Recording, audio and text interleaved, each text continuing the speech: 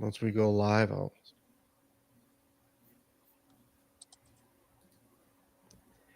Welcome, Rinkcast, to Season 7, Episode 7 of the-rink.com's Blackhawks Rinkcast. Today is Wednesday, November 15th, 2023. I'm your host, Jeff Osborn, infamously known on the Twitters as Puck and Hostile and Gatekeeper. I am here with three of our staff members. You'll notice one that is missing, one square box that is missing. Andy is not here today. So I'm taking over the reins, just like the old days. We're going old school. We're doing it live. And I have three of our writers here, the regular, usual troublemakers. I'm going to start down here below me. And don't take that literally. Eric Andrews. Hello, Eric. How are you? Doing well. How are you? Good. And then over here to my this way, right here, is Sean Fitzgerald, not wearing a green Blackhawks jersey. Hi, Sean. Tell us about your hat. I am wearing a Obvious Shirts 120 hat to match my green Notre Dame Big Ten hockey jersey. I'm going to see the Irish play football this weekend. Nobody cares, Sean. Exactly. Nobody cares. That joke will never Stop get saying old. good, Sean. You sound like an ass. Good. And diagonal here. Where are we going here? Right down, straight down, over here. Yeah. Hi, Bardo. How you doing down there? What's up? Bardo, how's it going, buddy? It's going. How's it going? Hope everyone's doing well. Yeah, well, we're doing well. There are some other things that are going well, like Connor Bedard for the Chicago Blackhawks. Connor Bedard, he started off the season a little bit slow, and there was some rumblings that, he's going to have a tough time. Should they send him back to junior, which anyone with a half a brain knew that wasn't going to happen. But there was people who had mumbled that. But in the stats that I have here, in the whole month of October, he had 4 goals and 2 assists in 9 games, which is okay. It's fine for a 19-year-old kid or 18-year-old kid. But in the since the 4 November games here, he has 7 points, 5 goals, and 2 assists. He's in complete and utter beast mode. I mean, there's no other way to put it. The pass that he made on that one goal, the behind the back tip pass to Nick Foligno, who gave it back to him for that goal. It was crazy. Bardo, what do you think about how Connor has come along? I mean, it's incredible to watch. I mean, we're watching this kid just become a star right before our eyes. I mean, yeah, the shots are just, and how he takes the shots are impressive at the different angles. But, the way that he was literally able to pick a player's pocket and just turn around and fire a shot from one of the worst angles you'll ever see. And, like it was nothing. I mean, what he does is just phenomenal. I mean, he is a true game changer. I mean, it's incredible watching him. Yeah, for sure. I mean, that was no slouch of a player that he tipped that pass by. That was Kucherov, wasn't it? Yeah, it was Kucherov, I think. Yeah, you're right. So, I mean, he's no slouch. Well, it looks like Eric dropped off. He kind of locked up. So, but I'm sure he'll be back. Shawnee, tell me about Bedard. What do you think? So Connor Bedard, I think, transcends hockey a little bit. Like in terms wow, you're using the big words today. You brought out the dictionary today. Text messages from friends of mine who want to go to games, who really don't like hockey. Like one guy really likes hockey. Another guy really has no interest in it. He's like, we need to go see Connor Bedard. The Pat McAfee show on ESPN is talking about Connor Bedard. Like that's how good he's been. He's made the Blackhawks obviously relevant again, and he has made hockey and marketing their stars important. Like this hot start with all the hype is just, it's perfect for the NHL. The little boy who held up the sign and said, I want to be like Connor Bedard when I grew up, and then he threw the puck to him. Like that was all over social media just because of how well he's playing. And then obviously like the crazy angled shots, and the Hawks have been in games where they have no business being in because of him. And every time he's on the ice, like Vosters gets a little, when he gets the puck, you can tell his voice changes.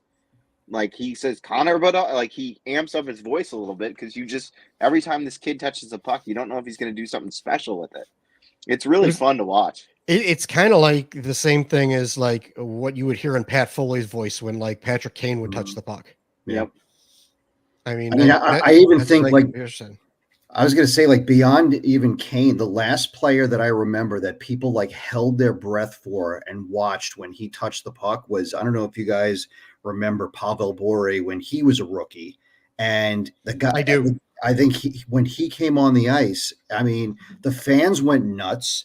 You know, it was just like a collective, like, let's breathe in. And it was crazy. And so, and obviously he would just, you know, do something spectacular, whether he scored or he didn't. I think we also need to recognize that, you know, the fact that, you know, Bedard is accounting for, I think, something like 28% of the team's offense, which, you know, is not, it just shows how bad the team is. You know, my father, an astute hockey mind, you know, I'm being facetious there, said, you know, he's great, but the rest of the team sucks. And, you know, he's right. If you're listening, don't give him the extra stuffing at Thanksgiving. Exactly. You know, so and he's 100% right. I told him that. He's like, he watched the Florida Blackhawks game over the weekend, and he said, here's my observation: Bedard's incredible, the rest of the team sucks. I said, you're right. I said, that's exactly what it is. So yeah. Yeah, Andy, and piggybacking, or not Andy, sorry, Bardo, piggybacking Wow. on that. I don't know who should be more offended. Bardo or Andy. Just piggybacking off that, like, me personally, on Sunday, I didn't watch any football. Like, I was transfixed on the Hawks game the entire time, just making sure that I didn't miss anything Bedard did. Yeah. Because that's the kind of player he is. You just don't want to miss it live. You're a Bears fan, so what the hell is there to watch anyway? Well, so. They played on Thursday, but in any event, that's true. I don't really watch them anyways, but yeah, I was actually whichever game it was where he had the 2 goals. I was at the hockey rink, Tampa. And I had asked them to put it on the screen at the hockey rink, but there was other, you know, there were games and stuff going on, so it was kind of chaotic. And every kid that walked out of there, what, the Hawks are winning? What did Bedard get? Like, that was their first 2 questions, you know, after they saw the score. Oh, the Hawks are winning? Because, of course, the Hawks were winning against Tampa Bay, and no one was expecting that. And the second was, what did Bedard do? Bedard had 2 goals. Oh, man. Yeah. You know, I would say Korchinski had a goal, too, because he had a goal that game, too. And they didn't care about Kevin Korchinski, I'll tell you that. They all wanted to know what Connor Bedard did, so. Eric, you want to jump in on this Bedard stuff? Wait, before you do that, shout out to Robert Brown. Welcome to the show. Welcome. Thanks for listening. Yeah, thank you. Thanks, Bardo. Mm-hmm. Eric, tell us about your thoughts on Bedardo. Yeah. Well, I don't know what I missed while I was getting the hamster wheel going, so I apologize. But yeah, I mean, to me, what's really stood out, and you know, we heard this from Luke Richardson, I believe, a little over a week ago, you know, talking about how he really wanted Bedard to be more aggressive, chasing pucks down, you know, getting more involved on the forecheck, things like that, you know, taking things into his own hands and making things happen. And that's exactly what he's done in both games, you know, especially the Florida game. I mean, that obviously the forecheck forced turnover goal was incredible, but it's just been so fun to watch, you know, because we saw at the beginning of the season, he was generating chances. You could see the talent was there. You could see it was going to come eventually. But then, you know, when he actually is now really starting to put things together and playing a very well-rounded game, it's extremely exciting, especially considering we're, 13 games into the season? I mean, that's pretty amazing. Yeah. Yeah, it is. And the difference, like, you know, I mentioned it earlier when you dropped off. I mentioned the difference in the stats from October to November. In 9 games in October, he had 6 points. In 4 games in November, he's got 7 points. Like it's like he finally hit that other gear, that next gear, and he's like where it all of a sudden it all comes together and everything makes sense. It's kind of like, it seems like what's going on here. Now, well, I mean, you could kind of see that it was coming too. I mean, you could see, you know, he was generating those chances and playing a really effective game, but the pucks just weren't going in, and you know, other guys were missing on opportunities and stuff. But you could tell that at some point the floodgates were going to open. He was just going to start tearing teams apart. And we've started to see that over the last couple games. Yeah, for sure. Well, that's all the good, the good stuff that's going on with the Blackhawks. There's, if you look at the stats and you look into it, there's not a whole lot more to look, to look forward to, but there's some lights, at the end of the tunnel with some stuff. And the second part of this is somebody who's probably getting overshadowed greatly at this point in time. And it was a guy I wondered why they kept him around as long as they did, with all these, young players that they just decided they were just done with, especially from like the Bowman-esque era. Philipp Kurashev, they just have always kept him around. In for a while there, all of us questioned why they were keeping him around like they were. He was okay. He's fine, but you could find a million okay, fine guys out there on the free agent market out there as well, So why were they being so patient with Kurashev and all that other stuff? Shawnee, what do you think about Philipp Kurashev? I think he's playing well on the top line with Bedard right now. Our friend, I believe, Ben Pope wrote an article about how he's kind of been the most stable guy with Connor Bedard on the top line. He's gone in the corner and got pucks and won puck battles for him. So I think he's been pretty good. Bedard just needs people to get him the puck and go do the work in the dirty areas for him, which is what Kurashev did. And Andy said it, and I don't know if it was Andy said it a couple of weeks ago that Kurashev would be the guy if there was a nuclear holocaust. Kurashev would still be at the United Center showing up to play. So he's just a guy. He's just a guy that's always. He's there. like La Cucaracha. He's like a cockroach. He's always going to be around, right? But Kurashev the cockroach. I think we got a new nickname here. We put that on a T-shirt, huh? Sorry, Sean. Go ahead. No, you're good. Yeah, but I think he's been steady. He's Luke Richardson has said since coming back from his injury, there's been a couple games where he's been the best player on the ice for the Hawks. So I think he's playing well. Yeah. E-Dog. Kurashev. I think the thing that kind of stands out to me, especially kind of when you look at the last couple of seasons and then to what he's doing now, is he's almost kind of like the epitome of a guy who plays to the level of the guys that he's playing with. And, for the first time in, a couple of years, there is that elite level guy that he can really play with and, play that style of game and do the things that he does well. And it actually makes a difference. They have obviously had Kane and DeBrincat in the past, but, Kurashev wasn't really playing with those guys. He was, more in a depth role and in and out of the lineup and stuff like that. But, now that he's kind of a regular guy and is getting that chance alongside a obviously supreme talent in Connor Bedard and is able to complement Bedard's game really well, I think we're seeing that Kurashev can be a pretty effective NHL player in the right situation. Bardo, you got anything to add to this Kurashev talk? I do after I take it off mute. This is a work conference call. Sorry, I was on mute. I was double muted. Sorry, man. Yeah, sorry, I'm mute. I think he's just a guy that does a lot of good, nothing great. But I think you kind of need those guys, and you could put him in the top 9, and you kind of know what you're going to get. You're going to get steady play. You're going to get a guy who goes in the corners. You're going to get a guy who can, give you a good pass, who could shoot. He could do a little bit of everything. There's not one thing to me that stands out that he does. He plays on special teams. So to me, I think he's a very, very useful player. And for right now, I think what they have talent wise, I think he's fine. He's working out fine with Bedard. So no problem with there. And how about the sudden news that came out this week that the La Cucaracha Kurashev got bit by a jellyfish in the game? Yeah, who peed on him? All right, who peed on him? That was my joke, mister. That was my joke.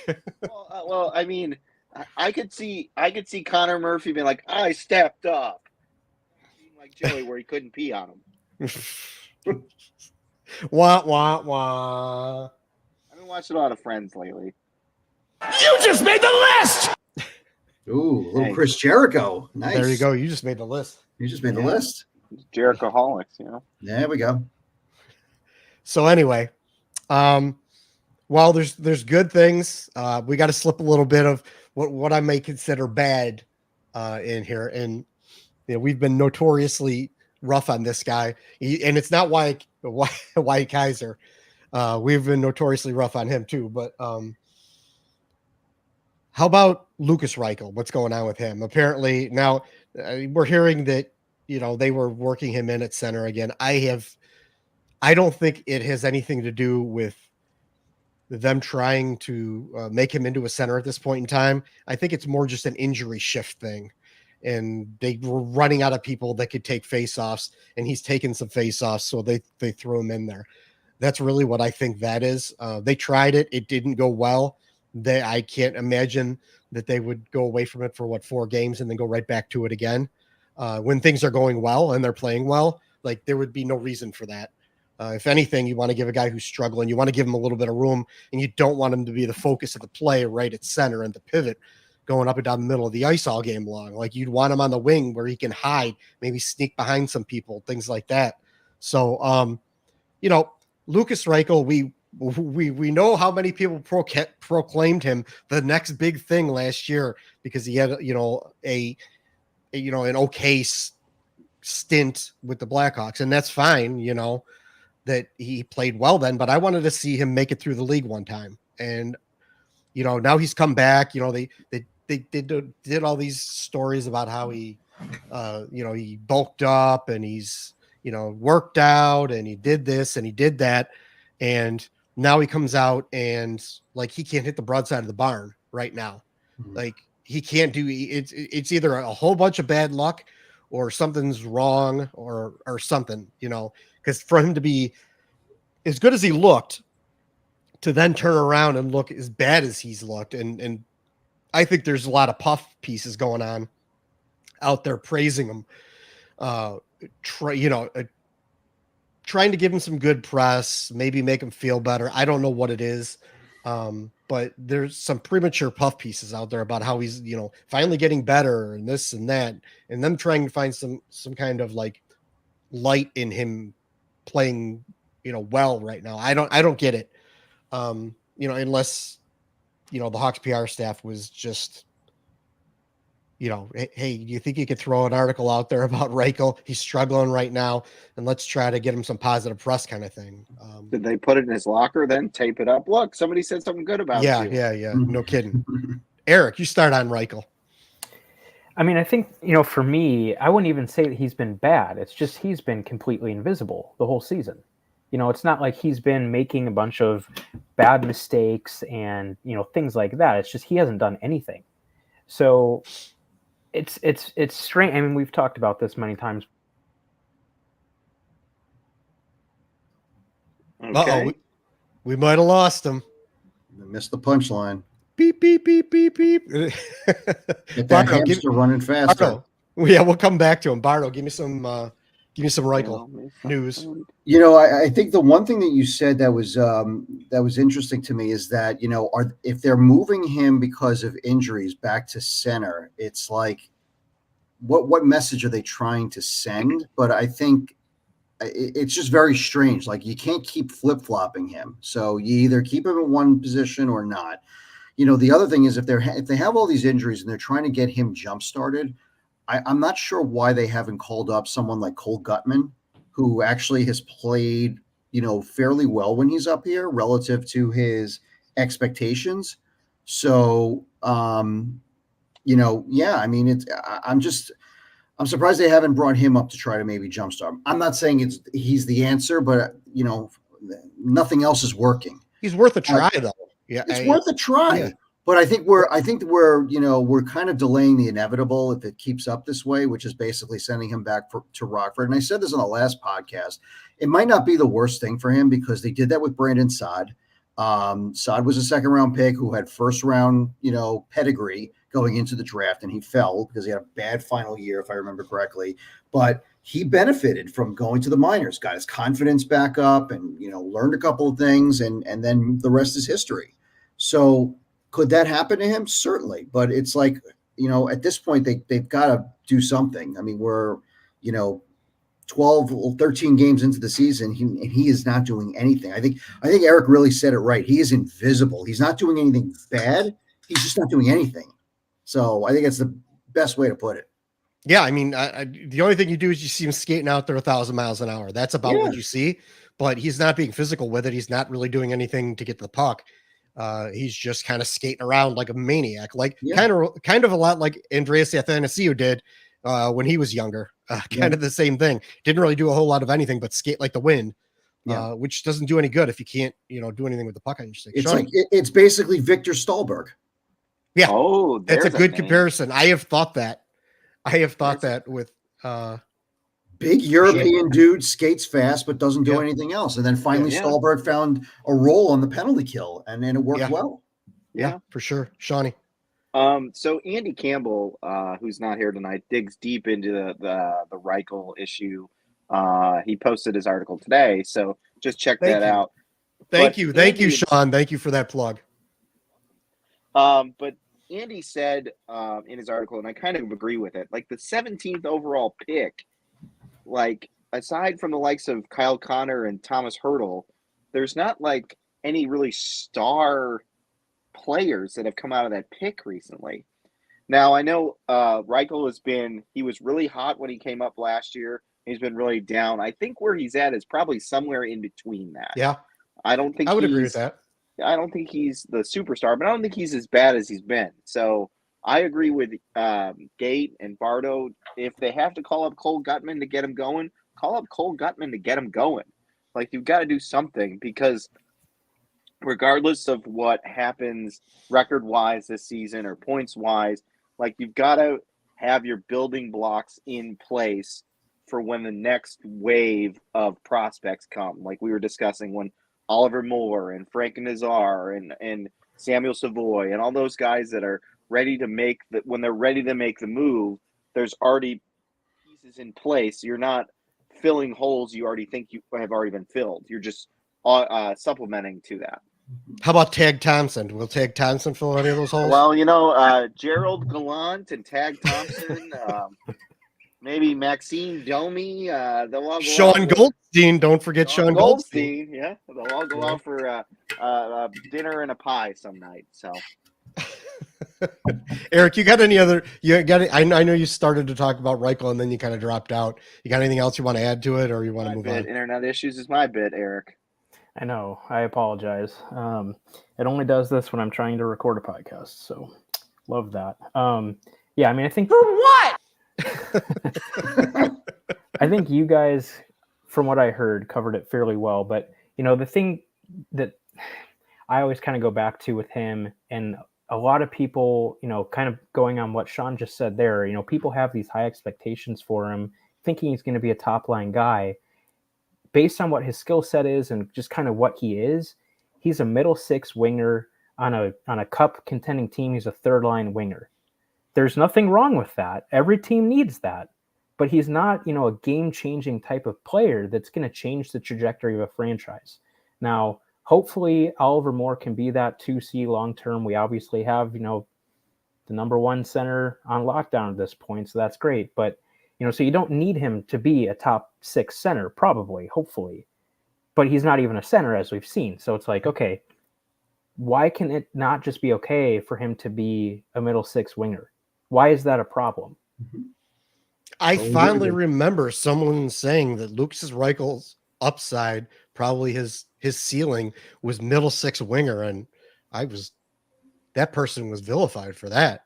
Is he a Teuvo Teravainen type player? If Sure. he's that, Teuvo, that's what that'd be Teuvo great. is, right? That'd be great. Yeah.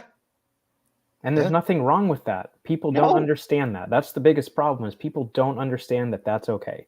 Or, and people have a hard time relating to the fact that just because a person is drafted in the first round means they have to be a top liner or a starter or whatever. Sometimes you draft 6 defensemen in the first round. Sometimes it just works out that way. And because you drafted Lukas Reichel in the first round doesn't mean he's got to be a first line winger. There's a lot of people in the NHL that were drafted in the first round that became third line shutdown players. Like, it happens all the time. As and I say, Lukas Reichel was projected as the 20th or 25th overall pick. He was reached for by the Blackhawks. Yeah. He wasn't even a top 17 pick. So, like, that should lower the expectation on his ceiling, theoretically, because the lower you're picked in the first round, your ceiling should go down. The old adage goes, in every sport that has a draft, they're all prospects until proven otherwise.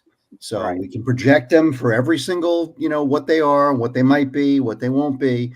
They're all prospects until proven otherwise. And it's all system related. There's so many factors into it. And quite frankly, look, if he becomes a third line winger, I mean, look at what Teravainen was on that. I think it was 2013 team? It was the 15 team. Oh, the 15 team. And he was on the third line, and how big of a mismatch he was with his speed. Could Reichel be that? Absolutely, he could be. So, but for now, he may be force-fed into being a second-line guy or a first-line guy. But, I mean, look, there's nothing wrong if he ends up at the end of the day being a valuable third-line guy. And that does multiple things: power play and penalty kill, etc. So, that's fine. I mean, what you typically want is you want to make, depending on where you draft a guy in the first round, you want a person who could probably play for your organization for a while and be useful and have a useful position. That doesn't mean he's got to be the first liner. Anything after that, second, third liner, like then you're getting to guys who may be fringe guys. And then it just goes down the line. You just want to, if Lukas Reichel becomes a good second, third line winger that can, is good, responsible on both ends, can chip in a couple goals, can be a little bit of a playmaker, that's fine. That's perfectly fine where they drafted him. If he turns into that, that's great. And also, let's remember when they drafted him. They were still trying to figure out a way to contend. And it's not like they were like hoping that he was going to be some sort of a savior. I think they saw his upside and said, you know what, we can develop this kid and, take it from there. Now with the whole rebuild and that happened, I think a lot of people maybe erroneously looked at him as like a savior, not the savior. And I'm talking pre-Bedard, but a lot of people thought of him as he could be a core guy. But now you look at him and it's like, maybe he's not, and he's just another guy on the team. And he's not going to be like a first line winger, a second line winger in the future. But erroneous on both counts. I was waiting. There you go. And Stan Bowman drafted him. Let's not forget that. So, and Andy points that out in his article that him and the scouting director, whose name escapes me, weren't even watching games at the point when they drafted Lukas Reichel. So, I mean, Reichel could fall into and what Gate was saying earlier too. Like everybody's been stressing that prospects, just because they're not a first line guy, doesn't mean they're a failure. And I think we have to, as a fan base, be educated on that. Like, just because your guy, he was taken in the second round or the third round, and he's not on the top two lines, doesn't mean he failed. It just means he has a different role within the team, and that's fine. You need to roll three good lines and a fourth line that can just pound people, and that's how you win hockey games, especially in the playoffs. So, and the other thing, just think about this example: Dave Boland. The guy was like a 200-point scorer in juniors. And what did he end up being with the Blackhawks? He ended up being a good shutdown third line center. Yep. That was not really a scorer. I mean, he was not a big scorer at all. He completely transformed what he was as a player to fit what they needed. And like I try to tell this to kids sometimes too. I find something you're good at and get to be really good at it. Mm-hmm. Like, you could always, fill in around the edges with stuff, but find your niche. Yeah. Find what you're going to be. You might be the fast guy out there. You might be the sniper out there. You might be the shutdown defenseman out there. Find what you're good at and hone that and make it perfect. Yep. And you'll always have, there's always going to be someone out there who's going to need that. There's always a role for those guys. Yeah. Yeah, there's always a role for you. You don't have to be Connor Bedard. Not everybody's Connor Bedard. In fact, very few people are Connor Bedard. Like one person's Connor Bedard. Yeah. And so you got the Michael Roosevelts and the Brent Sopels and all that stuff. Like they found their niche, they found what they were good at, and they hung around a long time doing the thing that they were good at. Mhm. They weren't good at much else out there, but they were, they were good at the things that they, they had honed. So like, I think a lot of people, when we say that, like, he's been a disappointment, Lukas Reichel's been a disappointment. Yeah, he has been a disappointment because he hasn't really done anything. Like to Bardo's point, he hasn't done anything. But when he starts doing something, he's going to be valuable. I think he's got skill. So like, and if he isn't, he isn't. But he looks like he has the skill to stick around, I think. And, so and just look, like, even if he doesn't end up becoming anything that we all hope he was, I mean, you always see these types of quote unquote hockey trades or whatever it is where, somebody sees some untapped potential and says, you know what, we like his size, we like his speed, we think, getting him a fresh start over here and the Hawks end up getting somebody that's, useful to them. I mean, look at the Nylander trade that ended up getting them, Sam Lafferty, and look what Lafferty turned into, multiple picks. So, I mean, that type of stuff happens all the time, and nothing's forever. And who knows if he's going to be a core guy or not? But if he's got talent, we all know that, and maybe it's just not going to work here. Yeah. Yeah. We're not going to jump that gun just yet, but no. Yeah. No, but I'm just saying, Yeah. It may be a couple of years. Who knows? It may be less. So, it's all about developing him right now. So just trying to get him right. Exactly. Into what could be. Yeah, I'm sure everyone's tired with our Lukas Reichel talk here. And I think Michael Frolik is the better acquisition trade for a guy who struggled in one situation. I think Michael Frolik is that one. Yeah, he's another one. Yeah, him and Bolin were kind of the same thing. Like Frolik was looked at as I believe Frolik was called like Little Hossa or something when he was a kid or something like that. They were comparing him to like Hossa, I guess. I think that was the story. It might have been. I was pretty sure it was Hossa. But then like he turned out to be, a good two-way third line player, shutdown guy.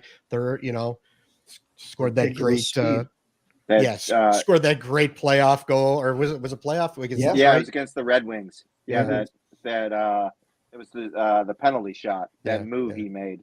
And he was a first-round pick too, wasn't he? He was. Yeah, they traded. It wasn't Dylan Olsen. It was. I didn't like the guy. I hated him. Who was it? I think they traded a whole bunch of people. That was when they were unloading after the cup. No, but it was. It's gonna kill me now because they got Alex Salak too, the alligator, Alex the Alligator Salak, the goalie. That's a name for everybody. I was really high on that guy too. Anyway, all right, well, we'll move on. Sean, if you get it, we'll talk about it. So, all right, let's talk about goalies. A nice segue, Gate. So let's talk about the goalies. We're going to talk about Alex Salak. Let's talk about Petr Mrazek and Arvid Soderblom. When we get hit, you could knock it out. We could talk about both of them when I call on you. Mrazek's been great. Like Mrazek, he's what, a 917 or something. Save percentage, which is above league average.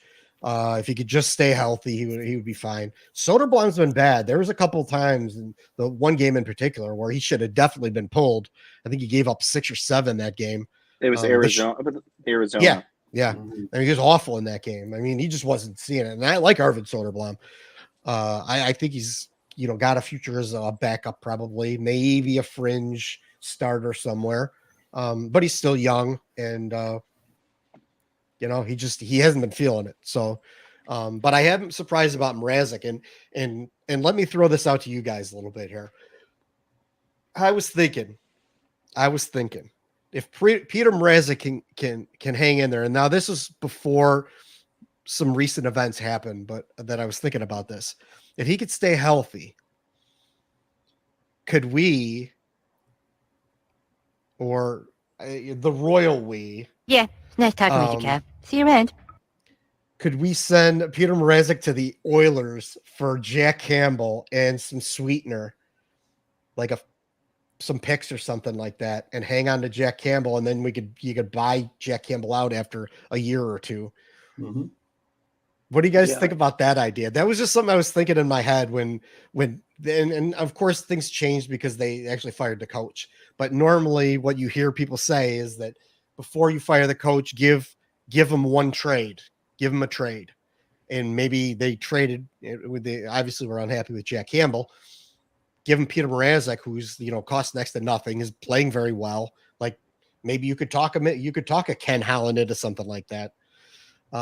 Eric, I'm gonna hop on you on this one. Yeah, talk about the goalies and talk about that. Yeah, before the internet cuts out again. And Jack Scully was the name you're looking for, Sean. That's who I was looking for. But yeah, I mean, as far as the goalies, I think that's definitely an interesting idea. And anything like that needs to be on the table for the Hawks at this point. There's no type of deal that they shouldn't at least consider. Now, of course, moving Mrazek is probably going to hurt them this season. Not that that's the end of the world, but it's just the reality. If I don't see Jack Campbell playing anywhere near that level, of course, and if Soderblom were to continue to struggle, obviously, the outlook for the rest of the season would go below what it already is. So, but yeah, I mean, I think that's an intriguing idea. You got anything else as far as the goalies individually or anything you want to point out? No, I'm just pleasantly surprised with how good Mrazek has been. I mean, he legitimately has been very good this season and has definitely kept them in games and made a lot of saves that he shouldn't have. And let's just hope that he can stay healthy and keep it up. Shawnee. Yeah, so Mrazek did an interview, and I can't remember who it was, but I read it today, and he said he was healthy. He said he hasn't felt this healthy since when he played with Carolina. And I think the Blackhawks usage of Mrazek. Easy for you to say. Yeah.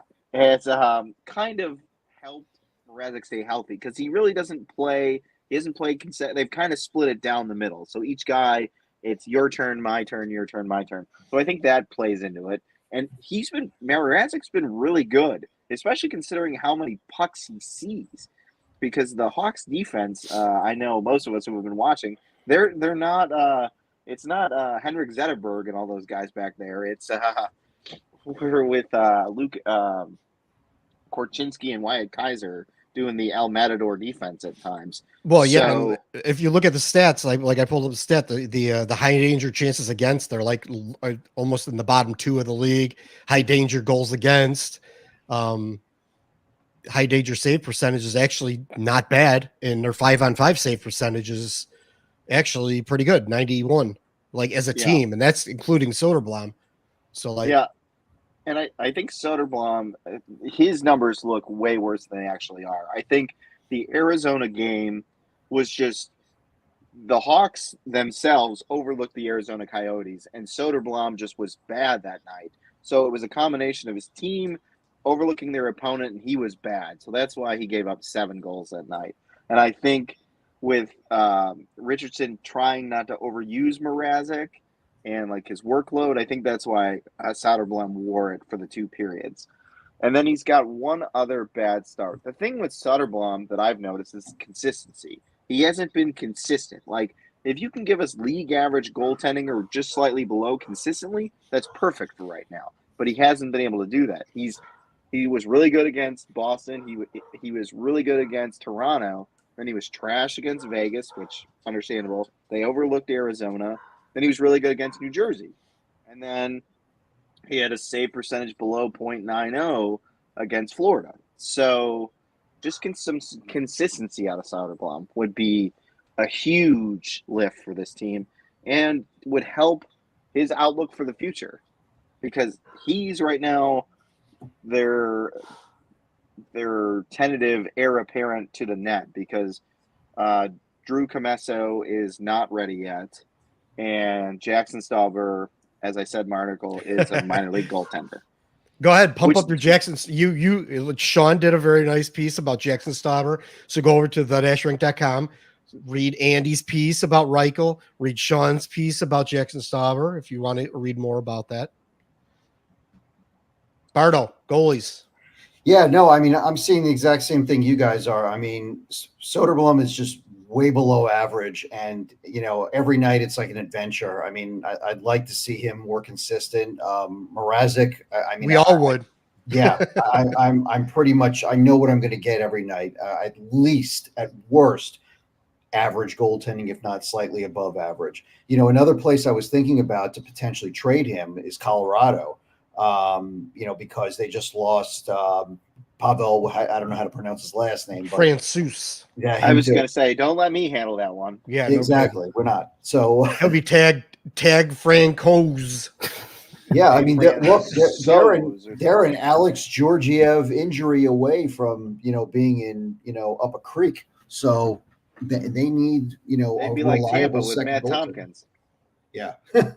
So I mean, look, Petr Mrazek, if he continues to play this way and stays healthy, and ultimately goalies get moved, by the deadline, he's going to become a pretty valuable chip. So yeah, just let's just hope that he stays healthy. Yes.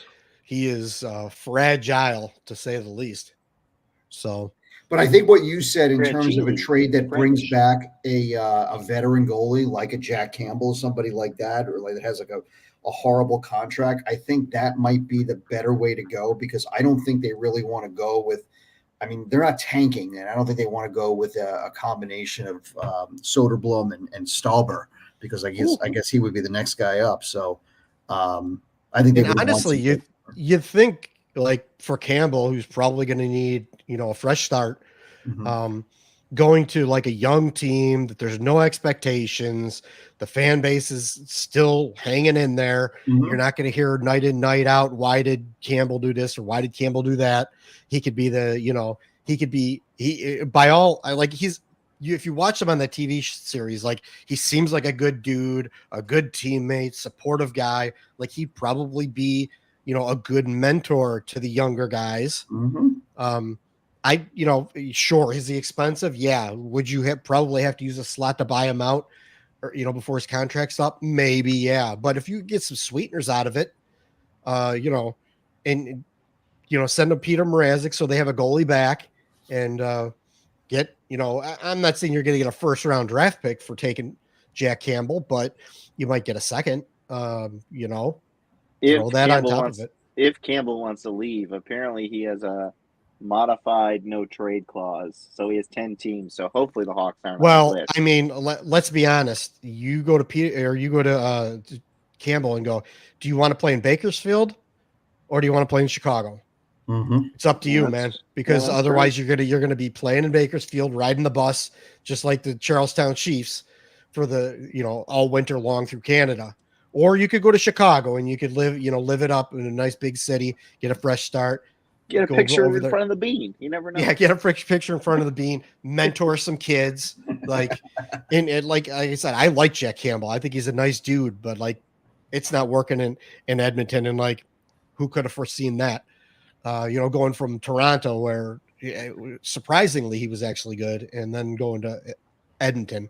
So is he going to go from a bad defense to a worse defense to the worst defense if he comes to Chicago? Is that how Jack Campbell's defensive trajectory is going to go? No, I think he'd be going to a better defense. That's bad. If our defense is better than Edmonton's defense is brutal, man. They are awful. So anyway, well, sticking on the goalie topic, just something quickly that got kind of brought up within, like, I think it was yesterday or something like that. It was kind of like, I thought it was like a throw-in piece or something. Corey Crawford, I guess they're gonna retire his number or put him in their Ring of Fame out of Rockford. Yeah, I mean, he's spent a ton of time there, and I guess, well, on top of it, I guess Comesso, I think, is gonna have to give up his number, isn't he? Isn't he more than 29? Yeah. So, well, he wanted 29, but they told him coming into the season he couldn't have it. There you go. There you go. Yep. Yeah.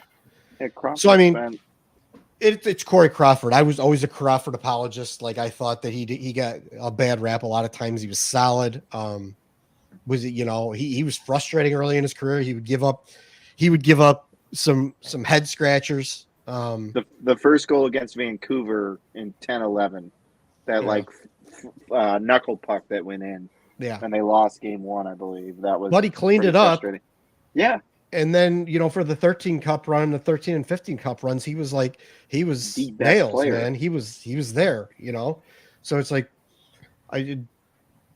this is probably well deserved, especially at Rockford, where you don't get a whole lot of guys that are having a huge, swath of success that went through Rockford. Yep. You get a bunch of transients going through there. So, well, they've had 150 some guys who've gone through the Rockford Ice Hogs play in the NHL. Yeah, but playing in the NHL or be successful in the NHL. Well, I'm just playing. Dylan Sakura is going to come over there and knock. I think it's and have a word with Rockford Ice Hogs. They have, come on, Brandon Peary is knocking on the door. Jeremy Marin. Didn't they introduce a Ring of Fame or something? And Adam Clendenning. For like 3 times that he came through there. Like, Hugh Jessamine. If we're doing, then Jeremy Morin's got to get a spot. Yeah. All right. Oh my God, the Hawks made another trade. Times. Oh, they got Jeremy Marin back for the 5th time. Great. Mazel tov. And Adam Clendenning. He wasn't even anywhere around or with the organization, but someone just threw it in anyway so that he could come back. Apparently, it's part of the. So the Ice Hogs have been around for 25 years. They've got a Ring of Honor, so that's going to be a new thing, and then they're going to retire Crawford's number. So that's cool. I'm cool with that. They're also going to retire Steve Martinson. Steve Martin, wow. Well, no, I think he's he's going to join the broadcast. I'm sorry. I can't remember. They announced a couple guys whose jersey or whose names are going to be in the Ring of Honor, and I can't seem to find it right now. All right. Well, to the Google machine for you, sir. Yes, sir. I'm going to go to Ask Jeeves. I think he's better. Eric, what do you got anything crazy about Corey Crawford you want to throw in? Or? No, I don't think so. I mean, well deserved. He spent a lot of time in Rock Vegas for sure. So cool to see him get the honor for sure. Okay, cool. All right, enough of that. I think we all agree that's fine. I'm going to skip to something that Eric was going to bring up. So I'm going to let Eric take this one. Because I don't know the exact details on it. But the Board of Governors discussing possible OT rule changes to limit extended possession times. Go ahead and explain that a little bit about what you found on that. Sure. So there was a Board of Governors meeting, I believe, on Monday. And basically the topic that came up and they're discussing, and it sounds like nothing was decided now, but they're going to get some feedback and then circle back on it at the big meeting in spring, is whether or not they want to tweak the rules in overtime to limit or prevent teams from doing the, pull it back out into the neutral zone or their own zone, regroup, get a line change, and then attack again. It sounds like there's, some talk about, is that really the intention of overtime and how we want games being determined and things like that. So that's kind of the discussion that is going on right now. Interesting. I'm all for anything that avoids us having to deal with the shootout. I hate the shootout. I think it's past its time. Like when a game actually gets to a shootout, people are just like, oh wait, we still do this. Like it's like, just let's get rid of this shootout. Let's actually play hockey with at least, a handful of players on the ice, and let's make hockey plays instead of just throwing the goalies out there as a sacrificial lamb all the time. And goalies losing games because they can't make a break. Like Robin Leonard famously couldn't stop anything in a shootout, but he'd be lights out for the entire game and overtime. You get him to a shootout and then he loses a shootout 1-0 or whatever because that stupid rule. Like shootouts suck. Like penalty shots are one thing, shootouts suck. Mm-hmm. So, yeah. If you take anything from this podcast, shootouts suck. Shootouts suck. Yeah. Shawnee, you got anything you want to add about that, about the possession and the OT stuff? It makes sense because overtime's a lot of just whoever has the puck, like controls the entire flow of it. And then the goalie's got to make a save in order for the other team to regain possession and do the same thing the other way. So I'm on board with it. I'm on board with the change. Bartle. All right. So I too also hate the shootout. I also don't like 3-on-3 overtime. I get that it's exciting. To me, it's very gimmicky. I'm old enough to remember when it was, 5-on-5 for 5 minutes at the end, no one scored. It was a freaking tie. I would go to 10 minutes and make it 5-on-5. That is hockey. If you want to do 4-on-4, I'm okay with that because we do that, during, in certain penalty situations, if there's matching minors, whatever it is. They did that in the A forever too. What's Didn't that? they do that in the A forever? The AHL did that for a long time. I think they did. I think you're right. But yeah, I'm not a fan of 3-on-3. I just think it's too gimmicky. It's like, and forget the shootout. The shootout's garbage. So that's like having a field goal contest at overtime in football. So, hey, how about this for a comparison? NBA Jam. It's too NBA Jamish. Remember that game? Oh yeah, 100%. Kaboom! Boom shakalaka. Yep, there you go. Yeah. So that's a real relevant comparison. There you go. So yeah, I mean, I would go back to the ties. Why? I mean, I know people don't love ties, but hey, you know what? Let's decide it, the normal way. And if it's a tie, it's a tie. Big freaking deal. There's ties in soccer. Who cares? I mean, even if you moved it to like 7 minutes, maybe did started 4-on-4 for the first 4 minutes, and then for the last 3, do 3-on-3. Like, I think that would end most games. I mean, I know it is very like it being a goalie. I know that's the first time everybody's heard that, but me being a goalie, wait, you played goalie? I know. Being a goalie, like just leaving the goalies out there is like the only defense being played out there. It is kind of gimmicky in a way. It's like basically during regular play, like putting a bigger net behind the goalie. Like it's doing something that's unnatural to the game. I get that, but at least it's more hockey than a shootout. Like a shootout, just one-on-one penalty shots. Penalty shots are things that like happen very infrequent, and it's a special thing. And I get all that. Mm-hmm. So it's like that. It's not really hockey to me as far as that goes. I get it in the respect that like it's a PR marketing tool. You see the guys make all these moves and they could throw them on ESPN and they can do that. I get that. And I could probably swallow that part of it. Just to be like, it's for the good of the game. It's for the growth of the game that we want to get these fancy, Michigan move stuff out there. I get that. But like, maybe just going, 4-on-4 for the first 4 minutes and do 7 minutes total and do last 3 minutes 3-on-3.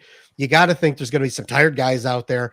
They've been playing the games. Almost every game is going to end before you get to a shootout. I mean, and maybe a tie is the thing.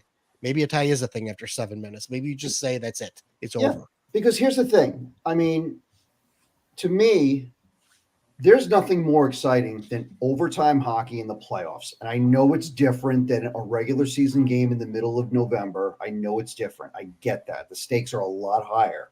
But, this is how you kind of prepare for it. This is how, if there's a tie, there's a tie. I mean, what's the difference? I mean, to me, overtime inherently is just exciting no matter what. Don't gimmick it up. Don't put don't put any like makeup on the thing. Let's just make it what it is. It's hockey, which is 5-on-5, or if you want to go 4-on-4, I maybe can get by that, but just make it 5-on-5. And if you want to do 10 minutes, maybe the PA will agree to 10 minutes, but that's it. So to paraphrase, you don't put any lipstick on the pig, right? Yeah. I mean, yeah, if you want to do that, that's fine. Hey, what you do in the comfort of your own home is your own business. Exactly. To be fair. Going back to the Rockford thing, it was JF Rivard, Corey Crawford, and it was Steve Martinson are going into the Ring of Honor. So, right. Wait, JF who? JF Rivard? He was It was a goal. I thought it was JF Damphus or something like that. Do I No, it understand? says Damphus. Whoa. He was a goalie for them. This sounds like a Cliff Clavin. 3 guys that have never been in my living room. Cliff Clavin. Wait, are we sure Martin St. Pierre didn't make it? JP Dumont. Ooh. Martin Sabres St. legend. Pierre. Yeah. Predators legend. Mm-hmm. Oh, yeah. he We played could for go on the- and on. He played for the Anyway. Ice Hogs from 99 to 03 when they were in the UHL. Ooh, So- the U. Nobody cares. Keep wearing a Rangers jersey, all right? Eric? Nobody cares, Sean. Nobody cares. Well, in honor Stay of at home, Eric. Eric's jersey, nice segue. Sean, you didn't even know it, or maybe you did. The Patrick Kane talk. There's been some talk lately. Let's wrap up on this one.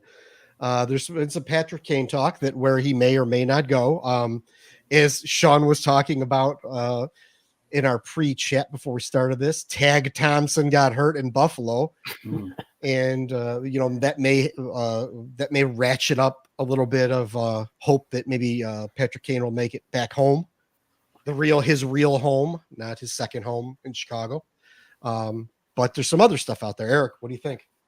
Yeah, well, the reason why I'm wearing a New York Rangers number 88 jersey tonight is because there was a report from Larry Brooks from the New York Post. He is a bad, bad man.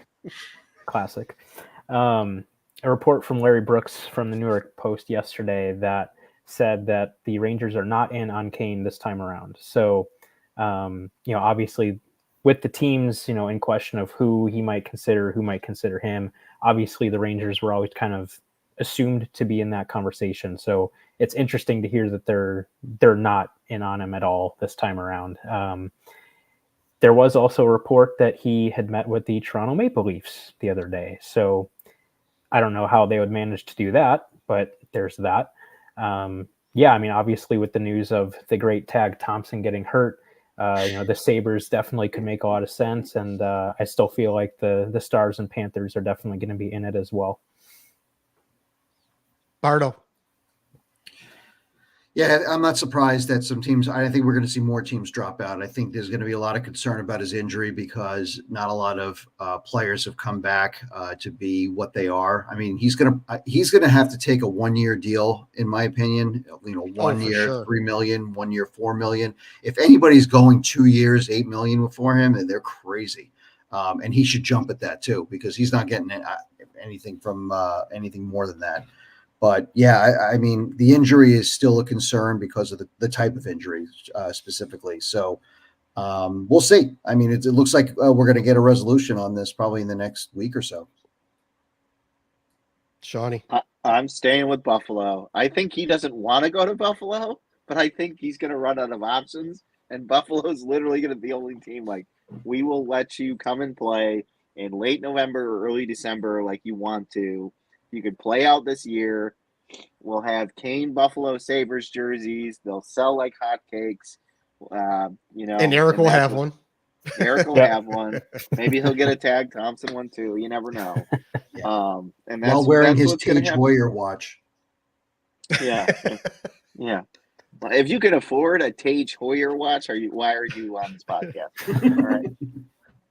Well, I don't know if you guys are aware, but if you don't follow me on Twitter, you don't notice. I am like a closet Buffalo Sabres fan. I love that team. Like I like a lot about their team, and I think they're going to be really good in a couple of years. So like, sure, said Patrick Kane.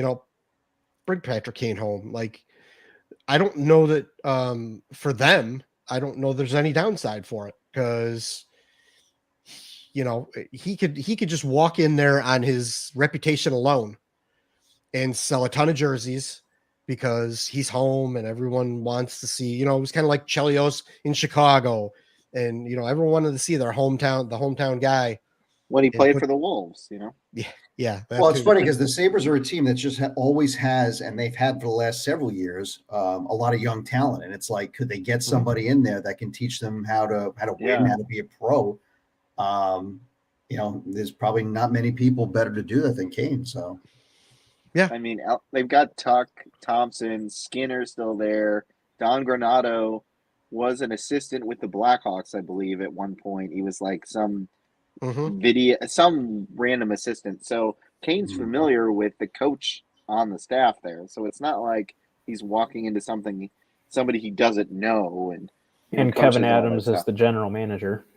Yeah. So, and Yoki Well, I mean, you Haru got- is still there. Look at that defense with Owen Power and Rasmus Dahlin. I mean, they got some nice young defensemen there.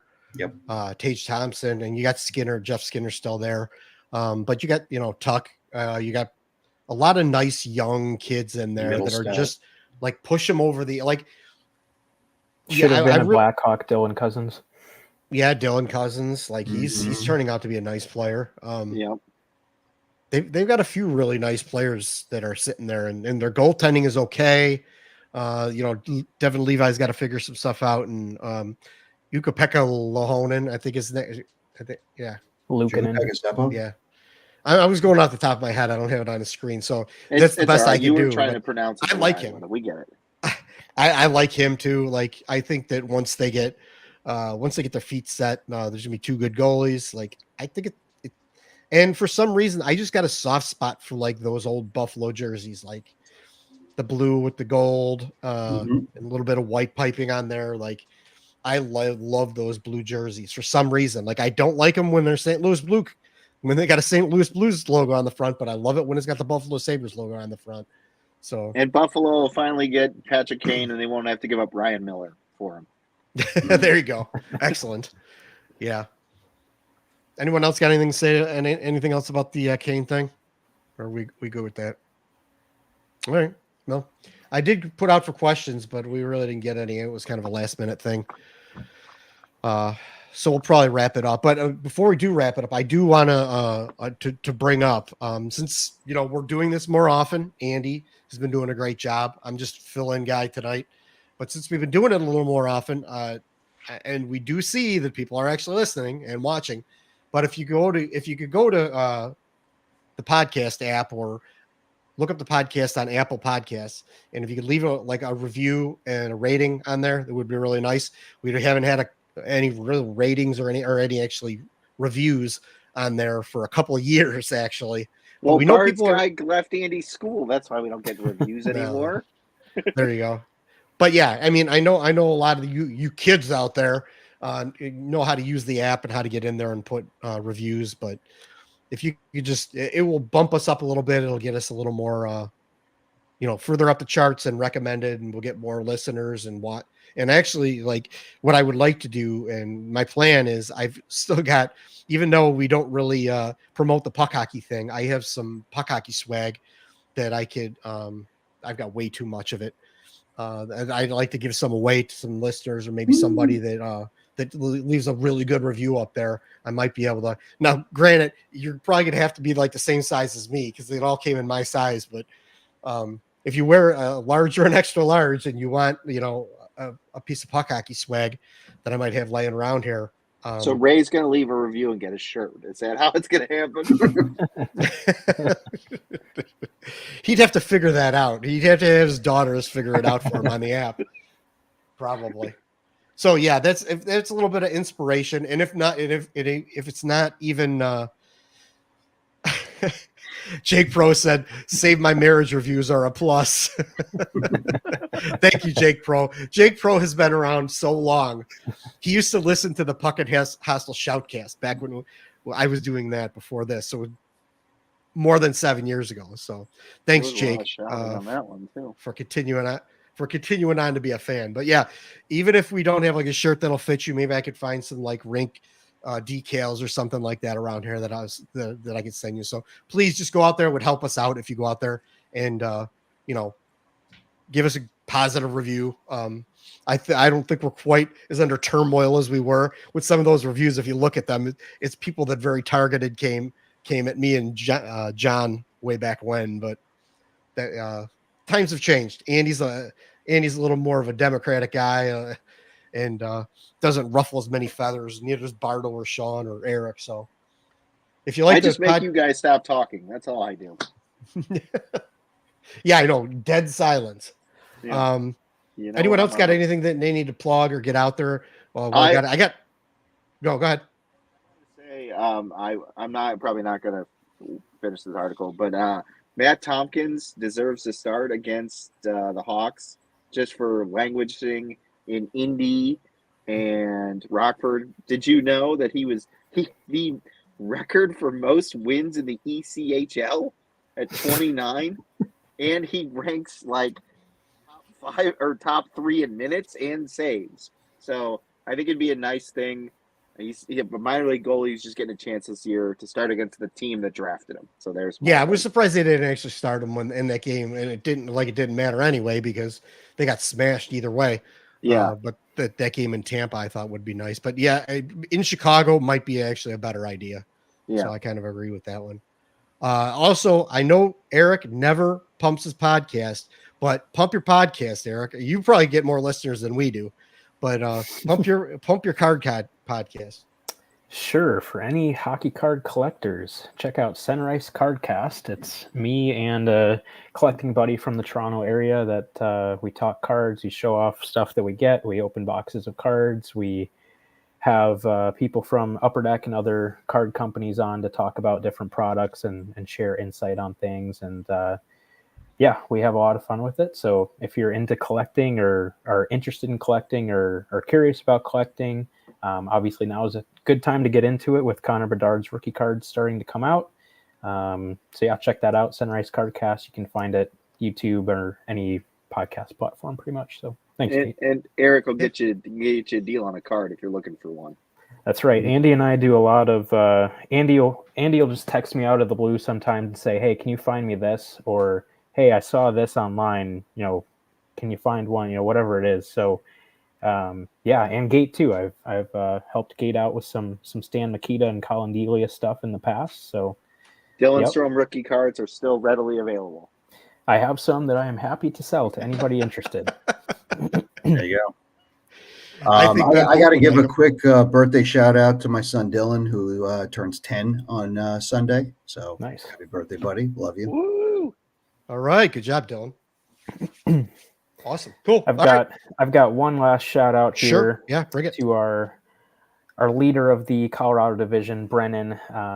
He had a snide remark in the comments that it's past my bedtime. Brennan, I don't appreciate that, but you are absolutely correct. Shout out to the Colorado division. They pump out articles like it's going out of style. They do a lot. So yeah, they do. If you're not reading it, you're missing out. They put out a lot of good stuff. College, the NHL. Yeah. I was going to say, it's not just the Avalanche, it's the Colorado Eagles in the AHL as well as Denver University. So they're killing it with the Denver coverage. Great stuff. Yeah, they're killing it with Denver coverage. They're doing a great job. Denver alumni and former Blackhawks prospect Blake Hillman on the show. You never know. I just made that up. Hey, you never know. We're going to work together. So yeah, that's Jake. Let's see. We got Ryan and Brennan and Savvy and now Zach, right? I think I hit everyone. Yeah. Yep. So good job out there. They're doing a kick-ass job with the Avalanche stuff. I know people get a little confused when they see Avalanche stuff coming through our website, but we have different divisions and we have almost for most of the life of the website. So they're actually they're killing it out there. So I want to think we're kind of like Amazon, there's like Amazon Music, there's Amazon Books, there's it's just like that. It's very simple. Amazon hats. Sure. Yeah. I mean, all right. This is getting silly now. All right.